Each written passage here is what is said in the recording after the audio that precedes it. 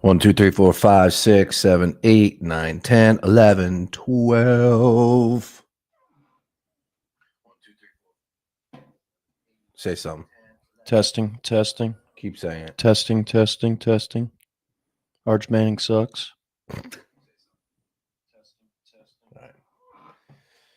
All right, let's do this. 3, 2, 1. Bring it on in, ladies and gentlemen. We are here. College football is back. This is the College Football Rundown Show. Beef and Brace coming to you live. Tailgates were fired up. Bands were blasting from coast to coast. And you're talking about stadiums filled up from top to the bottom, except for UCLA.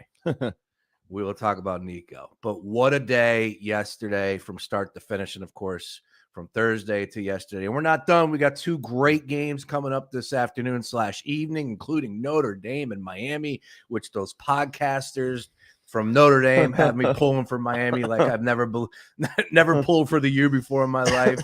But, of course, nothing matters on the field about that. And then Monday, we got ourselves a pretty good one with Belichick and UNC. But let's get into what we saw yesterday. Get involved in the conversation at Fox PHL Gambler, streaming live, YouTube, Facebook, X, you name it. We are there. Beef and Brace College Football Rundown Show. Starting next Saturday, we will be live every Saturday in studio, recapping or previewing. It's all based off of Villanova football. Oh, by the way, they open up their season on the 6th next Saturday against Colgate at home at 6 p.m. So Beef and Brace will be live at 3:30, taking you right up to kickoff for Villanova and Colgate. All right, of course, Beef, we have to start with Texas and the Ohio State, and Ohio State prevailed in an ugly, ugly game. And Arch Manning is the topic of conversation for a lot of it, and that's understood because the hype train was full-blown for him. You had guys like Paul Feinbaum out there saying that this is, something on Tim Tebow's level. You had the people in the marketing world talking about, metrics that I'm not familiar with, but how he is everything to college football. And we know it. We understand it. He's a Manning. He plays quarterback, and he's at Texas. The hype was there. But my man did not play well yesterday. But to be fair, who did in that game, right? Yeah. Both defenses excelled, a little bit understood because it's the beginning of the year. And I think that's something we were saying about a lot of these games. Like, if you're going to have Clemson, LSU, the defenses are going to be better at that moment in week one. Yeah. And it showed. So where are we with the Arch Manning discussion? One game in as a starter at Ohio State to open up a season, the reigning national champions. Of course, so the air was incredible up there, but Arch struggled. Where are you at? I think you can kind of tie in the Arch Manning stuff with like quarterback play as a whole yesterday. You look at a lot of like the big games, like Cade Klubnik at Clemson didn't play great. Ty Simpson at Alabama didn't play great. Obviously, Arch didn't play great. I think the defenses are definitely a step ahead. Like the passing game in a lot of those spots is what was kind of my biggest takeaway from college football yesterday as a whole. Like, these passing games need work. They need the repetition. And it's one of the things, like you roll out week one against another elite team. It might just be defense on defense. Who's going to get the upper hand in that one. And we saw, I think Arch struggled. There were a few layups, a few kind of gimmies that he missed as well. One particularly early in the game, I think it was even on the first drive, just completely threw it at the guy's first pass. Feet. Yeah. So, I mean, nerves are there as well. That's a big spot. And I liked Texas yesterday just because I thought, all right, Arch has at least had 2 full games as a starter, has had a cup of coffee in some other games and got some reps. Julian Sayin, our guy now, what are we calling him? Just saying. He got garbage time snaps. He didn't really have his moments yet. And that's kind of why I leaned towards Texas yesterday. But Arch did not look calm, did not look composed. And that was a big spot for sure. They get San Jose State next week. He'll probably go out there, light them up for 4 or 5 touchdowns. And then people are going to be kind of reversing on this. But I was saying this all offseason. It was like, sure, the hype's there. We've seen it. The promise is there. The potential's there. But let's pump the brakes and see this guy actually in full swing, in full motion. And he struggled out of the gate for sure. That was a big test, but it's a long season, and you have to assume that he's going to get better. I'll tell you what, fourth quarter started, and we were watching the game, and you saw the numbers, 9 of 15 for 38. Mm-hmm. Like, that was surprising. And shutout through 3. I didn't think there was a chance in hell that they would be that bad. Mm-hmm. As a whole, I don't think Sark called a good game. Mm-mm. You know, the big thing for me with Arch is like, I get it with the arm, but come on, man. Like, knowing what we know about Arch, the athleticism is there. Yeah. I know you don't want to get him hurt, but you gotta get him out of the pocket, allow him to run, loosen up the defense, because I felt like the defense was playing really well. Matt Patricia, I think that they kind of were taking away the deep stuff. Yeah. And again, we're learning a lot about who are these receivers for Texas. I know you know more about these guys than most people do, but some of them aren't household names and, you know, moved on last year. So here we are. Like, I think as a whole, everybody's got to take a lump of fault here, but nobody else was bringing the hype. Mm-hmm. Nobody else was the front runner to win the Heisman Trophy. Mm-hmm. Arch Manning was now 19-1 on DraftKings. Yep. You know, so it wasn't the performance that we all expected. Fourth quarter, though, let's just fast forward where he did open it up and he looked a little bit better. Is that something that you can build off of? I think so, but it also kind of goes hand in hand with like what we see in the NFL all the time when end of half, these guys are playing prevent defense and you're just going down the field and scoring. That's uncoincidentally, that's when he looked his best, where it was, all right, they had a 14-point lead. It was kind of just trying to keep everything in front. And he did have that nice touchdown pass. He also had a nice ball that should have been a touchdown that got dropped in the end zone. So he certainly showed some flashes, but I don't think he should get a free pass. Like you were saying, all the hype, preseason, #1 overall pick, preseason Heisman, whatever you want to say about him. He should not get a pass for going out there and playing that bad. There's a few times when we were watching, we're just like, what is going on? Like, this is bad. Like, people are saying, should they actually look for the backup to put somebody else in? But I agree too. Sark, I didn't really like his kind of approach. That there wasn't much easy plays. It seemed like everything was kind of designed to be a deep shot, and they didn't really have many checkdowns, gimme plays to kind of matriculate the ball down the field. And they didn't use his legs as well. Like watching Auburn on Friday night with Jackson Arnold, those guys are kind of, Arch and him are kind of similar with their athleticism and their speed. Auburn saw a few times like, all right, we can run on these guys, use the quarterback, and they continue to do it. Arnold ran the ball like 15 to 20 times in that range.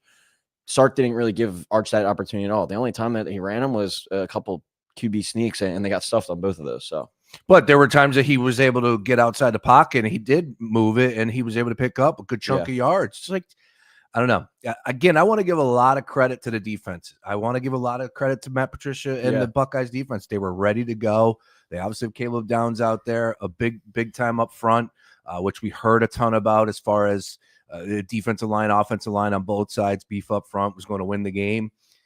It's tough to sit here and say, yeah, that's how it came down to. But, yeah, for the most part, like the defenses up front really were the deciding factor for Ohio State. I would say the secondary as well. But Matt Patricia calling the game, got to give him a hat tip on that one. Texas and San Jose State next week, September 6th. How many are you willing to give? 50? I mean, they just lost the other night to Central Michigan on Friday night. 55? Texas minus 55? I'm going to guess it's probably somewhere like 30. They go and a half or something. San Jose State, they go UTEP, Sam Houston, and then they have Florida on October 4th. They have 3 games to right their wrongs. Yeah, exactly. That's the downfall of playing this Ohio State game week 1. Because if you reverse those games, you played those other 3 games first, then the Ohio State game, I think we would be having a different conversation. It's just hard to you can't simulate as much as you practice. You can't simulate live actual experience. And especially when you're with the quarterback, you can't get touched, you can't get hit. I thought he struggled with pressure as well. Like when he got pressured, he folded. He wasn't even really escaping the pocket. And I think that's kind of where his downfall was the most, where he struggled. So they certainly have some things to fix. But as you said, 3 very, very winnable games coming up that they can right their wrongs before they really get into the thick of SEC play. Just a unbelievable day. And of course, leading up to it, we covered that game in and out every which way. It flipped to Texas being favored. By the time it kicked off, Ohio State went off as a 1.5 favorite. The under was the play. No ifs, ands, buts about it. If you had the under, nice work by you. You probably cashed in on the live action too. First quarter, first half, game, all unders. So nice work there. And again, we roll on here. Staying with yesterday's games, moving off of that one, I'm going to save the nightcap. Instead, I'm not going to go to LSU and Clemson. I'm going to Florida State, where Thomas Castellano said they don't have, quote, Nick Saban to save them. I just don't see them stopping me, close quote. That is a hell of a statement to say as a 14-point underdog and then to back it up where they absolutely smashed Alabama. Yep. 31-14 final score, and it just wasn't close. In that second half, it was ugly. It was really disappointing from Alabama's perspective. And, I think there's a combination of DeBoer, like you got to figure it out. Mm-hmm. You're at Alabama now, bro. And we're going to go into some numbers, some stats as far as up against ranked opponents and what he's shown, albeit short period of time.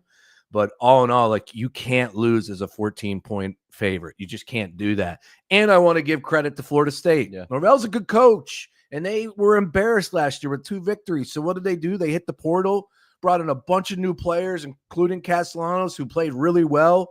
But that was a team that obviously had a little bit of a chip on their shoulder as a 14. It's Florida State Seminoles, man. It's Florida State, and that's why I was buying into them preseason over 7.5. I didn't think they were winning game 1, and I didn't touch yesterday, so I'm not going to sit here and tell you that I was all over plus 14, but I did like the bounce-back perspective from Florida State. I also like them competing for the ACC championship game this year. That's a hell of a start. Your takeaway from the game is what? They bullied them. This isn't your old Alabama anymore. Like Alabama used to walk out on that field, know that they were the bee's knees, whatever you want to call it, the big bad bully on the block, and they would go and push you around. They would go out there and punish you. And Florida State did exactly that to them. This isn't Saban's Alabama anymore. They looked soft yesterday. And Florida State, I think the biggest thing that I took away was the defensive line. They were wreckers. They ruined Alabama's offensive sets pretty much every time out. Ty Simpson looked very bad. But 14, or what is it now? 4 losses. Correct. To unranked opponents in 14 games for Kalen DeBoer. I think that's what Nick Saban had in his entire career at Alabama. So that goes to show you kind of the downslope. Like Alabama, I think will be fine. They'll probably win 9 games or so, but there's going to be some games where they slip up, like we saw last year against Vanderbilt, last year against Oklahoma. Nick Saban would never take a day off. He always had the guys ready like they were playing for the national championship, and I feel like Alabama kind of walked in there, thought the helmet was going to win the game for them, and Florida State kicked their ass from start to finish. Castellanos, as you said, backed it up. We were talking about it just last week. That was bulletin board material. They gave him all offseason. Nick Saban even said on game day yesterday, he was like, Vanderbilt beat Kansas State like 5 years ago or so, and then the guy goes on the camera or the microphone and he goes, Alabama's next, and Saban said they hung that literally all around the locker room, and it was 56-0 at halftime. Like that's the old Alabama. That's the old way, and we're away from that. So they got a lot of things to figure out, not just for this season, but I think for going forward. That was an embarrassing performance yesterday. Really was. Louisiana Monroe next up for them. Then they got Wisconsin, who didn't look great, but they do look like they got some beef up front and a little bit of a run game. So if you're not ready to go for that, that's a game Wisconsin could make it ugly and hang with you at Alabama on the 13th. Then they got Georgia on the 27th after a week off. So long way to go. Only game 1. One thing we learned last year is one loss is not going to take you out of the running for the college football playoff. But when you start to talk about the conferences, and a lot of people were putting Alabama as the sleeper to win the conference. Now, that's not a conference loss, but these are the things you have to put into mind. Like, sure, you can make the playoffs, but do you think that they're, at the end of it, going to have a better record than an LSU, going to have a better record than an Auburn, going to have a better record than some of these other Georgia, SEC teams that we possibly could be seeing winning it all this year? Tennessee, which we'll be talking about the quarterback from Tennessee a little bit there. All right, speaking of LSU, over to the nightcap, and man, that was a touchdown. Like, what are we doing here? Come on. That was a touchdown. They should have won by 14. Yeah. LSU should have won by 14 points. How do you not call that a touchdown? And of course, it was in the corner of the end zone. Beautiful throwing ball by Nuts, and puts it on the money. Forgive me, I don't remember the receiver's name, but he brings it down, and as he hits the ground, it pops out. Like, that was a catch. If that's not a touchdown catch, what are we doing here? 2025, and we still don't know what a catch is. Yep. It's that was very impressive as well. Hat tip to LSU being able to go to Clemson, and Brian Kelly, I think, getting that kind of monkey off his back with winning that first game of the season. See the T-shirts? No, I didn't. They had T-shirts on the back. Oh, that's a 1-0. Yep. Yeah. That's balls, bro. That was that's their balls. emphasis the entire offseason. I've read about that, listened to a podcast about that. They had so much emphasis. Like, even their like the pads they would hit at practice had like Clemson stuff on them. That's how big of an emphasis was. And whatever they did this offseason, it worked. But it goes back to my conversation at the beginning where neither team's offense looked great, neither team's passing attack looked great. But the big thing with Brian Kelly and LSU over these past few years, the offense has been awesome. Garrett Nussmeier last year was great. Jaden Daniels, obviously, the year before wins the Heisman with Malik Neighbors, with Brian Thomas. The offense hasn't been the problem. The defense has been the problem. But you got a defensive coordinator now in a second year. They hit the portal hard. You got some guys, Harold Perkins, Whit Weeks. That defense was flying around yesterday. So hat tip to them against a Clemson team, too, that's been getting national title buzz. But that's a matchup I think we could see back down the line. Like, I'm not walking away from that one out on either team or blown away by either team. I just think these passing games are going to take some time, even with the experienced quarterbacks in Nussmeier and Klubnik. But hat tip to LSU. I think outside of Florida State, they might be the winner of the week. Yeah, look, the defense, as you pointed out, Klubnik completed just 50% of his pass attempts. He finished with 230 yards, had an interception. He was sacked twice. Got to give credit to the LSU offensive line. They kept, the pressure away from, stopping them from passing the ball at times. I thought that they did really well in that department. But the defense for LSU was the reason why they were able to win that game. And for my money, in that first half, I'm saying to myself, like, all right, Clemson looked really good. I didn't think LSU played all that well, and yet it was tight. And I was like, LSU's the plays here. Mm-hmm. Now, I liked LSU coming into the game, so that's one, it's going to have that bias playing in your head. But judging from my eyes, I just did not see enough from Clemson's perspective to believe that they were going to be the better team after it was all said and done in 4 quarters. So LSU looked really good in that spot.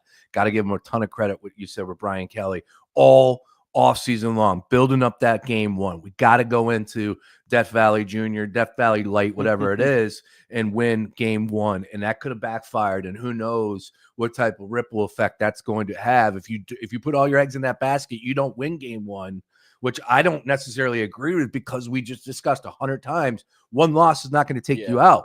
But, and then on the flip side, Dabo's not operating like that. That was a contrast of differences from the perspective of the head coach and how they're handling it. And I'm not going to say that was a huge difference on the field, but maybe it was. Who am I? I don't know. But they did end up winning game one, and you got to give them a ton of credit. And yes, LSU is. I think there were a lot of people out there that had LSU potentially in the national championship, winning the SEC, whatever. And we talked about it yesterday at your house, where it's like when you look at the SEC, somebody's going to be bad. Yep. Could it be Alabama?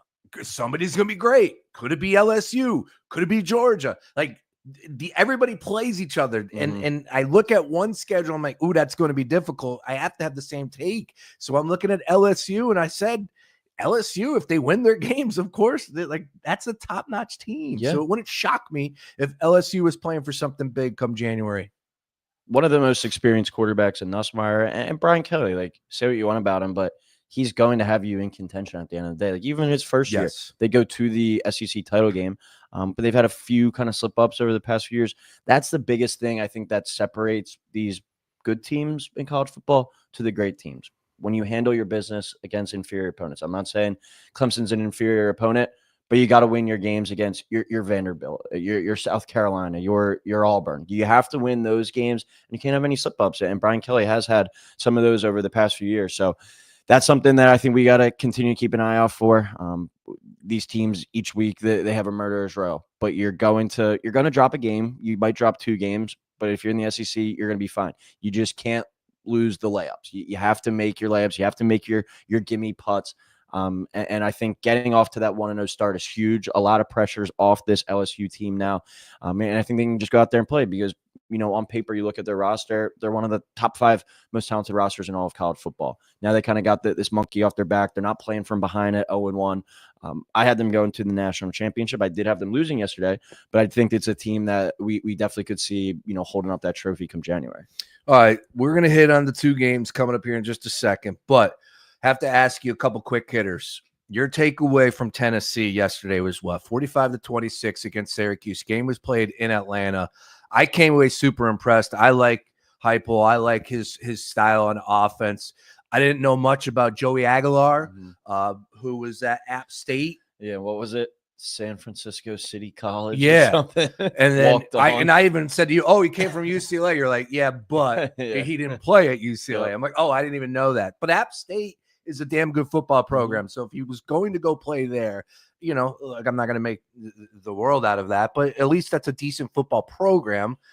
16 to 28, 247, 3 touchdowns. He had a bomb. What was the long one? I think it was like 76 yards. Anything there for you on that one, or is this beating up on a bad opponent? I think Syracuse is going to struggle this year. I think they're going to be right around hovering for a bowl game, so I don't think we're taking too much away from it. Still a good win, though. Tennessee coming into the year, and I'm still not super high on them after yesterday, but coming into the year, I thought they were going to struggle. I thought they were going to take a step back compared to what they did last year. But the thing is, with that Heupel system, you just need a guy that's going to follow it, that's going to hit the gimmies, hit the layups, and Nico struggled with that last year.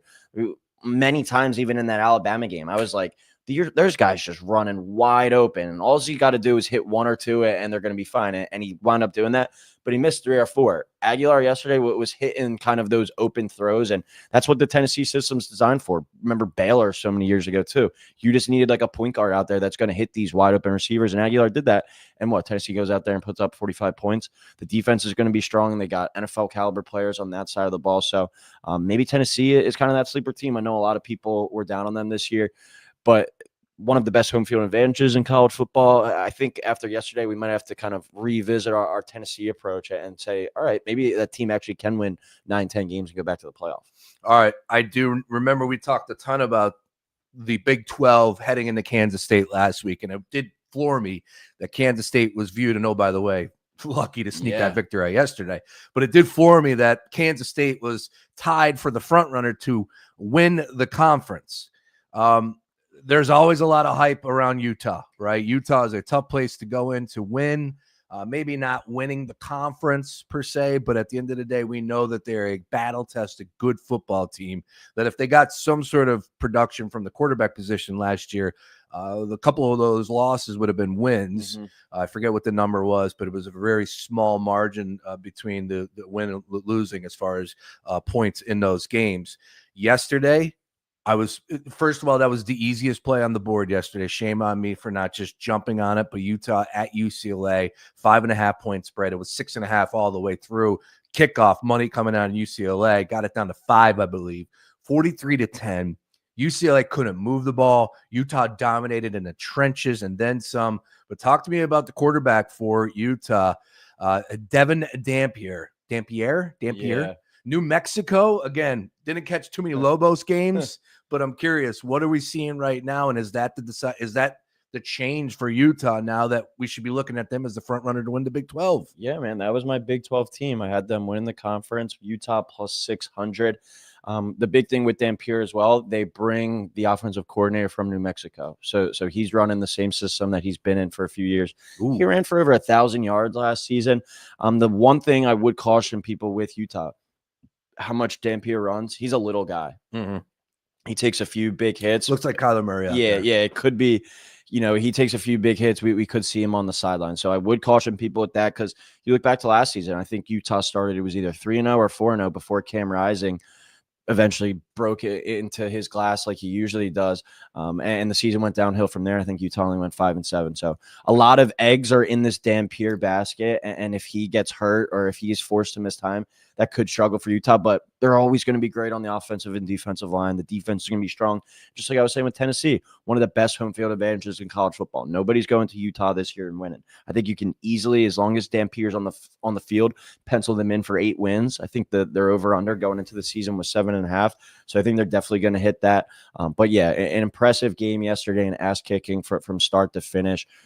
That's a dangerous Utah team as long as Dampier's on the field. Yes, you're right about that. He did it all yesterday. 206 in the air, 21-25, 87 rushing yards, 16 carries, 3 touchdowns total. You got to shine the light on the opponent. That is people were trying to talk to me about Foster building a program out there. Sorry. They just don't have the horses. You can instill whatever you want in that locker room, at practice, whatever it is.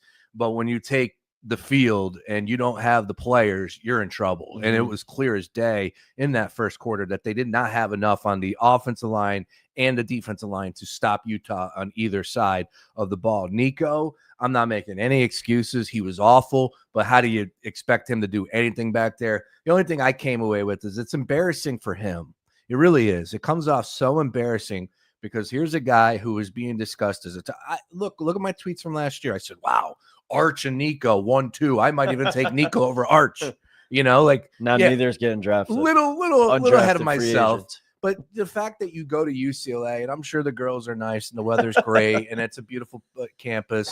But come on, dude, they showed the stands. And there were like 4 fans that held up Nico signs, and there was nobody around them. It was empty seats. And that's the season opener. That's a home opener versus Tennessee playing down there at Knoxville. And you were there. And it's like so embarrassing. I hope he got a ton of money that we don't know about, because what's being reported, it clearly is not enough. And it's just really disappointing. And you know what? If I'm an NFL franchise, that's definitely something in the back of my mind, that you took the easy way out and went to UCLA for whatever reason. Yeah, I sat in this seat. I remember when it happened back in whatever that was, April or so, when we were talking about it. It was like you were on the right path. You went to Tennessee. You sat the year out. You became the starter last year. You took the team to the playoff. You showed some flashes, but everyone was banking on a year 2 bump for Nico. And you basically walk out of that situation where, I don't know, hurt feelings or whatever. You go back home to California. One of the most head-scratching moves. And you're going to be playing at UCLA now, 10:30? How many people actually watched that UCLA-Utah game? One eye on this. Instead of yesterday at noon, you're probably the second most watched game with Syracuse and Tennessee compared to the Ohio State and Texas game. Nobody's watching UCLA football this year unless you're a late night degenerate gambler and you're chasing your losses. There's a handful of people watching that game compared to all eyes on you Saturday in the SEC. So I hated the move from the start. Another situation like we were talking about with these young quarterbacks. You got a lot of time still to right your wrongs. UCLA could win 5-6 games when we go to a bowl game, but you're not getting anything similar to the situation that you would have got at Tennessee. And it's an unfortunate situation, because the sad thing is I don't think it was all his call. I think the people in his ear, the people in his camp were kind of giving him bad advice. No, you're right about that. And it's frustrating because I thought the world of the kid, but now I'm looking at him absolutely different in that world. All right, stay with some quick hitters real fast if we can. Let's go here, and I want to ask you, let's go to USC. USC threw up 70+ again, Missouri State, whatever, but any chance USC is back? I was buying into them on a bounce back year, not 10-11 wins national championship, but I think it's a team that could win 9 games this year. Mayava in his second year, and defense with the defensive coordinator in the second year. That's been the biggest thing with Lincoln. These defenses, he's got this defensive coordinator, D'Anton Lynn. He's back for his second year. That team tackles now. That team plays hard now. I think we should buy some stock in USC. All right. And then last but not least, did you see anything from Bryce Underwood with Michigan? I'm curious. They didn't catch any of it. Yeah, I didn't see any either. Just real quick, as far as his numbers are concerned. And it's disappointing because I obviously wanted to see it. And I'm like, damn. He was 21 of 31, 251, 1 touchdown. Of course, he made a ton of money to go to Michigan to play quarterback for them. He's got 2 carries for -5 yards. He's not a dual threat. Did they not run him at all? I think he can run. Okay. But he's more of a kind of your pocket passer type of guy. All right. Well, and then he is donating money to Detroit, which I saw, which is a really cool deal. Again, he got paid a boatload of money to go play for Michigan. Just curious as far as if we're going to start looking at them a little bit differently. All right, quickly on this, let's stay local. Penn State, I came away impressed. Drew Aller looked great. Those receivers were out there making plays downfield. Again, I'm not going to make the world out of beating Nevada the way they did, especially when they didn't cover the number. Damn it. But Drew Aller looked really poised. Yeah. Really good. And what was the big question mark as far as coming into this season is who's going to get that production? Who's going to step up and be the wide receiver to make some plays? Of course, replacing forgive me, what's the tight end's name for the Tyler Warren. Thank you. Jesus, drawing blank there. Sorry. Tyler, it's week 1 for all of us. Tyler Warren, who's replacing that production. And I know that they're going to go around, the offense, but man, Aller looked really good. That's the story for me. Yeah, and you even if you look at the box score, the running game didn't really do that much yesterday either. So I think that was one of those games too where we talked about at the beginning. These passing games might take some time. I think James Franklin and Andy Kotelnicki kind of approached that game yesterday like that. Like, all right, we know our running game's going to be fine. We know we're going to be able to run the football. Let's go out there and throw the ball around the yard a little bit and get these kind of preseason reps in. Next week they have FIU, and then the following week after that they got Villanova before they have, I think it's the bye, then the Oregon game. So I think Penn State over these next few weeks is going to be trying to treat that kind of like their preseason, get everything up to speed, because that's a team that is really ushering in a bunch of new receivers. So Penn State is, we've talked about it, they're going to be good. They're going to be national title good. How elite can that passing game be? Because I think that was their biggest Achilles heel last year. I think that really is going to determine the ceiling for the squad. All right, and Temple tough, 42-10 on the road at UMass. Not going to make the world about that one, but still, it was a 2.5-point spread, if I'm not mistaken. They throw 42 up. Pretty good coach. Didn't really watch too much of that game, but 42-10, nice way to start the season for the Owls. Yeah, Casey Keeler. You look at his resume, kind of like a Kurt Signetti type. Google him, like he wins everywhere he's gone. He's won. He turned Sam Houston State into a relevant football program. Was a longtime coach at Delaware. A really good, solid coach. And for Temple's sake, I think it's kind of good because he's an older coach. I think he's already into his 60s, so maybe he'll want to stay. But that's a coach I could definitely see winning 5-6 games at Temple and another mid-major type of program kind of poaching him. So we'll see what happens. Let's not get too ahead of ourselves. But that was good to see yesterday. Temple beating up on an inferior opponent like UMass, 42-10. We actually had that game on the One TV on ESPN Plus. Evan Simon, shout out him, the quarterback. He looked pretty solid. Temple next up. Howard, and then they got Oklahoma coming to the link. Is there a chance that they shock the world? Sooner Nation better be on the lookout coming to the link. That'd be fun. That would be hilarious. Yeah, that would be really fun.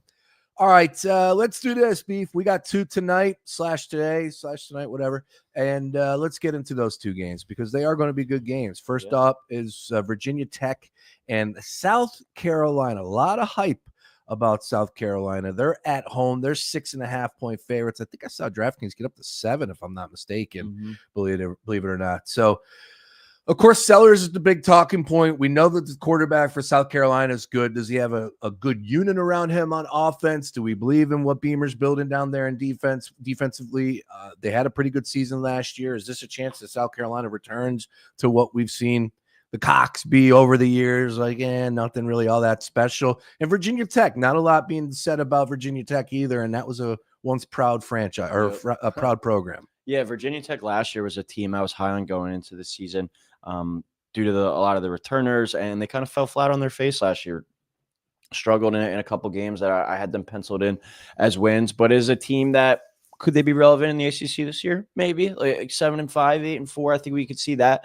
But all eyes for me are on South Carolina in this one. I don't have a play in this game because I think 7.5. What is 51.5? That's what the total is. Jeez. Yeah. Again, man, a lot of hands on hips in week 1. Yeah, exactly. A lot of tired bodies out there. You're asking for a lot of points there. If Virginia Tech plays a lick of defense, I don't see this going over. Yeah, but you got my guy Lenoris out there. Lenoris could kind of go out there and put up 30 plus himself on this Virginia Tech defense. So that's the big thing I'm going to be watching. My big takeaway, as I said at the beginning from this college football week 1, these passing games. How good are these passing games going to look? And that's Lenoris's big thing. Like Dampier, he's a runner, but he's much bigger. He's able to run, and he could go out there and only throw the ball 10 times, and they could still win the football game. But to win these big-time matchups, to win these SEC games, to win these SEC championship playoff game, you have to be able to go out there and get those third down conversions, those money downs, those got to have it downs. That's what I'm going to be looking for the South Carolina team. How much has Lenoris Sellers progressed as a passer? Because I think really if he progresses as a passer throughout this year, he could be the best quarterback in all of college football. Wow, that's a statement. Yeah, there's a lot of play on him for Heisman Trophy. Yeah, 16-1 right now, I think I just saw.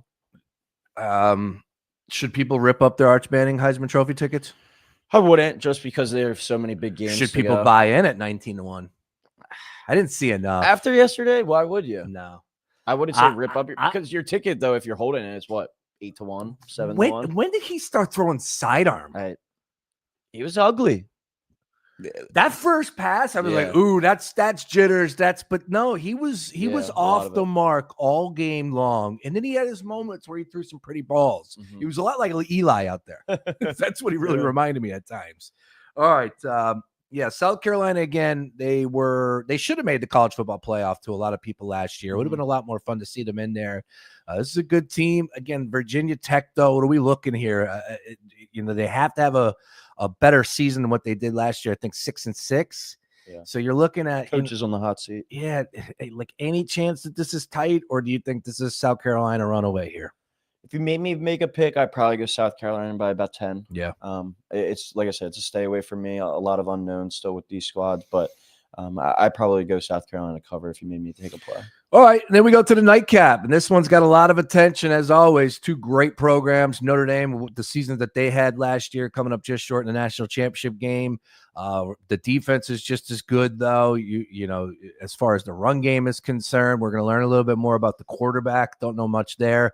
Miami do know a lot about the quarterback with Carson Beck. Do know a lot about that team, but man, I'm like leaning towards Notre Dame, but I want to see Miami win. I do. I want to see Miami win this game. But I think if you made me make a wager, I have to bet with my head here, and I'm going to give Notre Dame -2.5 to play here. 50.5 is our total. I will have action in this one. Everyone's going to have action, and it's Sunday night. I'm going to bet against Miami here, even though I do want to see them win. Yeah, I'm all on the Irish. I think my biggest thing from this entire offseason, my biggest take was that this Miami team is going to be a disaster this season. I think that starts tonight because of Carson Why? Beck. I'm not a Carson Beck is a good quarterback, though. To who? But to be a disaster. All right, let's focus on. He was a good quarterback when he had Ladd McConkey and Brock Bowers. You mean to tell me Miami doesn't have anybody down there? Not Ladd McConkey or Brock Bowers. That's fair. I wouldn't argue that. But you mean to tell me he's turnover prone? He tries to play hero ball too much. I think he's going to really struggle this year. He's coming off the surgically repaired elbow. Who's a better quarterback, Cam Ward or Carson Beck? Cam Ward. Were we saying that about? Yes, we weren't saying that last year. Pull up the tape. I had Miami winning the national championship last year. Not you. I'm saying you had Miami winning the national championship. Yes. Did you really? Yes. Nice work, buddy. Because I was somewhat surprised. I mean, they didn't win. They didn't win. But still, I was leading the Cam Ward hype train. Okay. He was my Heisman. Interesting. I mean, he became the number one pick in the draft. Cam Ward, yeah, you're right. But Cam Ward or Carson Beck was viewed higher as far as the odds going into the season. He was the favorite last year, right? Yeah. So look, I get it. That has a lot to do with the talent around him. But at the end of the day, he's a good quarterback. He could sling it. He can. But I think he's a turnover prone quarterback as well. You look at that 2 Irish years defense. ago. Yeah, you look at 2 years ago against his stats 2 years ago when he played the full season at Georgia. He had 13 interceptions, I think it was. And when you look at this Miami team, their problem was not the offense last year, obviously, with the season that Cam Ward had. You look at all the games that they lost, it was like 45-42, 38-35. Like the defense couldn't stop a nosebleed. One thing I would give a little bit pause to, CJ Carr's first start, it's a Miami team that when you do look at the team, the defensive line is pretty strong. The secondary is really where they've kind of struggled over the past few years. So if like some of these other quarterbacks, young quarterbacks we saw yesterday, if they bring pressure on them, that could be an issue. But I think Notre Dame is just, like I said at the beginning with Alabama and Nick Saban, Alabama used to walk out in that field, know that they were going to push you around and dominate you. I think Marcus Freeman at Notre Dame's kind of building that same kind of mantra. I think this is a statement type game where it's like, last year wasn't a joke. We're not messing around. We're here. As long as Marcus Freeman's here, they're going to be a national title contender and no fluke. So I think tonight's a statement game for that Irish team. And this is going to be one of those games out of all these big matchups. It'll surprise me the least if it's a blowout, a convincing 2-touchdown plus win by Notre Dame. Yeah, it's unfortunate those idiots. Like, we got to stop with the podcast and stuff out there. Like, not everybody needs a podcast, and I'm not going to sit here and tell you that I get 1 million views for every one of my shows, but to sit there and see these dudes out there yapping with 20 subscribers on YouTube to say stuff like that, it's just come on, man. It's there. You want to have fun with the the Catholics versus the convicts, because that was the title from back in the day. Yep. Like, there's a line, like I jabbed that I said that during last week. And I just said, that was fun time back in the day, right? A lot like NWO with, wrestling. Like, back in the day, it was fun to have that stuff. but it's clearly not the same anymore. And Miami, come on, man, they deserve a lot more credit than what they were getting back in those days. And bottom line is they kicked ass and took names, because that was one of the more dominant teams we've ever seen in college football history, the U. But we'll see what happens here. Again, it's going to be a great game, 2.5-point spread. I just look at the defense for Notre Dame. Way they dominated last year. They had 33 takeaways that were ranked. They led the nation in takeaways with 33 last year. They ranked top 5 in both scoring defense and passing yards allowed. I just think you're going to get more of that. And Marcus Freeman, Side note on Marcus Freeman, since he took over, I'm not 100% sure, but I'm 95% sure about this. He's the best against the spread coach in the country. Get up. Since 2022. Well, they've been winning. Yeah. And think there were people. It's funny because I wanted to have a take, segment with you, and we might do it come Saturday. Is your favorite from the timeline? And one of my favorites was like, Notre Dame got lucky with Brian Kelly leaving. That was the best thing Notre Dame could have had happen to him. And it's like, wait a minute. Now, Brian Kelly didn't do himself any favors by saying what he said on the way out. What didn't he essentially say? That he can't win a national championship at Notre Dame? Here. Like, shut up. Marcus Freeman's doing a great job. So starts here. They got a hell of a run game. All those players back defensively. Yeah, it's going to be a long day for Carson Beck if he's not able to be a superhuman out there. And hopefully that is the case, because I will give the 2.5 points now. Won't wait for this to get up to 3, because it could potentially get to 3. Yeah. Something to always keep our eyes on there. And I thought we did a great job all last week. We were on that Ohio State-Texas game. Everybody was going to have action on that game. And all week long, I said, if you like Ohio State, the funny thing was I was surprised at kickoff to where it got. I won't lie about that. But there was a moment last week or on Friday and somewhat into Saturday that Georgia was favored. And I said, if you like Ohio State all week, don't take them yet, because I thought that line would flip and Texas would go off as the favorite. Did not happen, but there was a window where you could have got +1.5 as Ohio State. So, look, we're trying to do our best here, and I thought that was a good read on that one. Again, I think Notre Dame bumps up to 3. South Carolina is already up to 7. That could potentially grow more. And they just showed South Carolina last year in one-score games 0-5. Or excuse me, not South Carolina, Virginia Tech. So it's another situation where team that really struggled last year in the close games, but they went 6-6. You just cut that in half. You go 2-3 in those one-score games. That's an 8-4 team. So Virginia Tech, I think, really could kind of make this interesting, but South Carolina's got that firepower where Virginia Tech could be right there covering the whole time, kind of like Colorado the other night. And all it takes is the quarterback to have one long run to break the cover. We like that. Ramble and wreck, Georgia Tech. Let's go.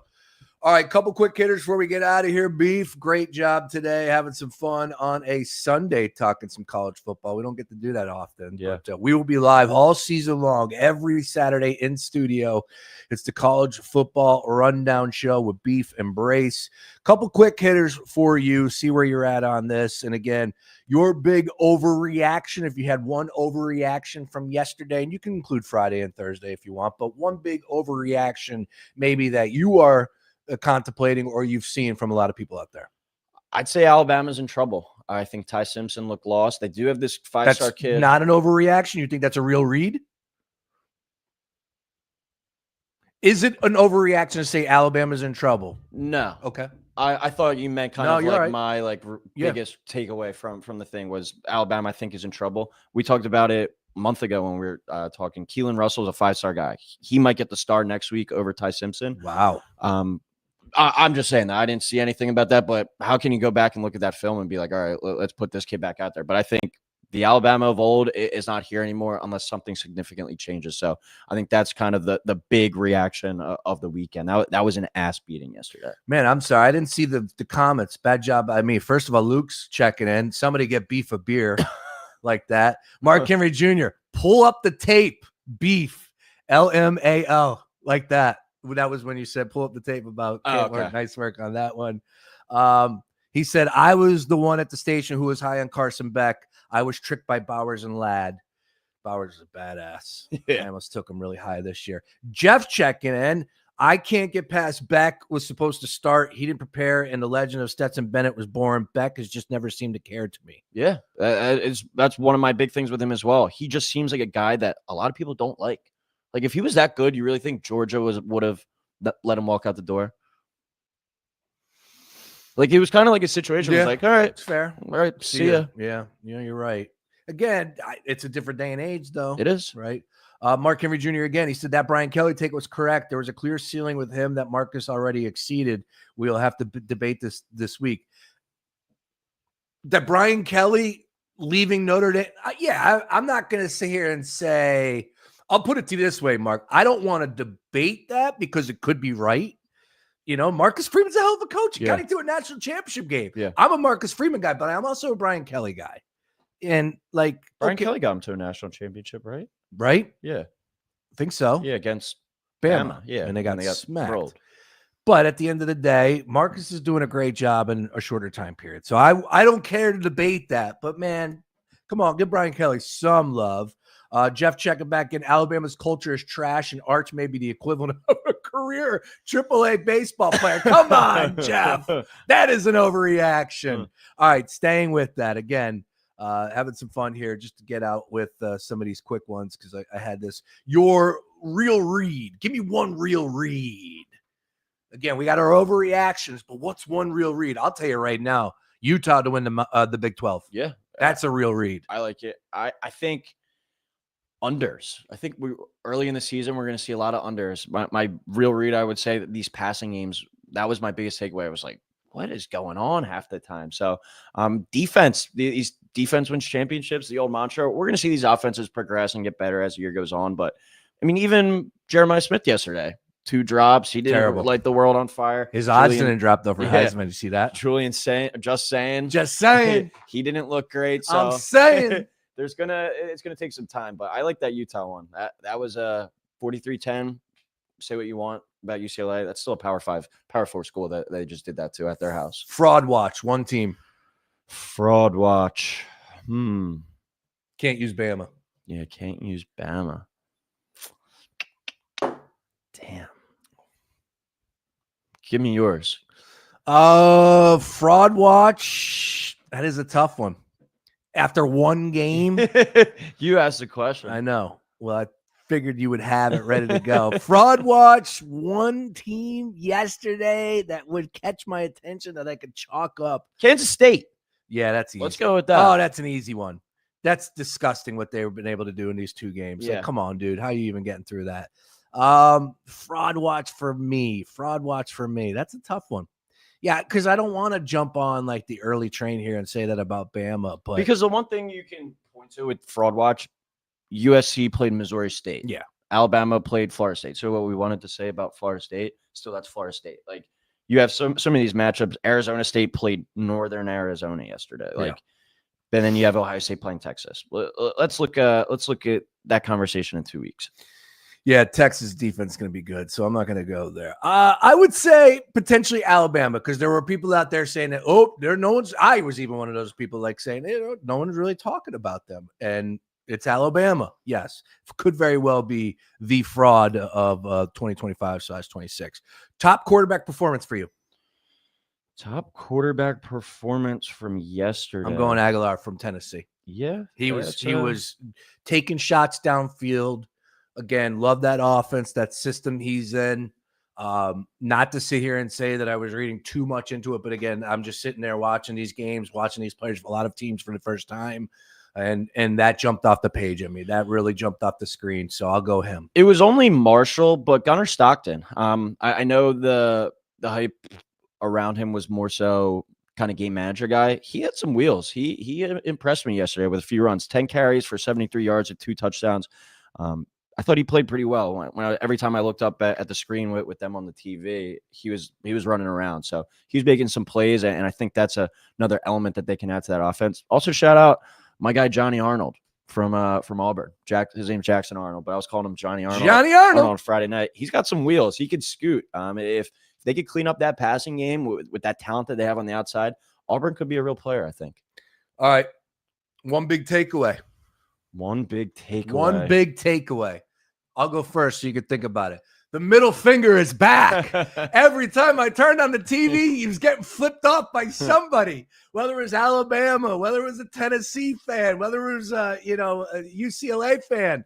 The middle finger is back in a big way. I love a good middle finger. Especially to the camera. It's back. I'd go from the viewer's perspective, from the consumer's perspective, you probably don't want to hear this. But from a team perspective, a program perspective, don't schedule great games week 1. Oh, man. I think of all the outrage that kind of want to argue with you on that one. Well, like, look at what probably the radio stations down in Texas are saying right now about yesterday's performance. And then you go out to Southern Cal and USC wins 73-13. Like, I think especially with no preseason, no live action, you kind of need a couple of these warm-up games. Maybe week 2, you schedule a big one, but week 1 out of the gate, and now you feel like you're climbing uphill. And it's not like the old 4-team playoff or BCS or whatever where your season's over after losing this first game, but I think it's best to do what Penn State did, schedule Nevada, go out there, work out some kinks, and really kind of build up towards your first major matchup. Yeah, I think if you were to pin down every coach that had a choice, they would probably go that route. But from the perspective of the viewer, you're right. Like, come on, man, we hyped up Ohio State, Texas. But I do want to give credit to Ryan Day. Now, is he saying if they lose the game? I don't know. But he said that summer felt different. This last month was more crisp. Mm-hmm. There was more energy, more electricity because of the fact that you have Texas coming in game 1. That is going to change your season, the way you approach your offseason, the way you approach everything every single day. Texas is coming in. You know, if you're not ready for battle, they're going to come in and kick your ass. You can't say that about Nevada. Mm-hmm. You know, like Franklin could probably work that up as much as he wants, but they're not coming into Happy Valley and winning that game. Yep. So there's 2 ways of looking at it from the consumer perspective, as you pointed out, though.